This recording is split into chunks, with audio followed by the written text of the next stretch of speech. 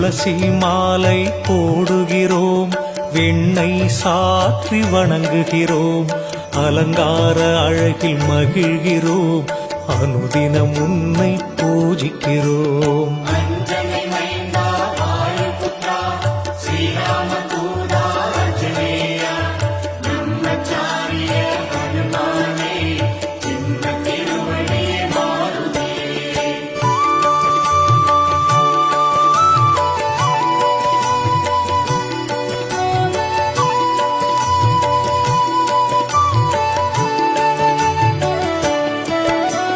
வாராவாரம் சனிக்கிழமை வணங்கி மகிழும் பக்தர்களை திருவருள் புரிந்து காக்கின்றாய், வேண்டுதல் யாவும் தீர்க்கின்றாய்.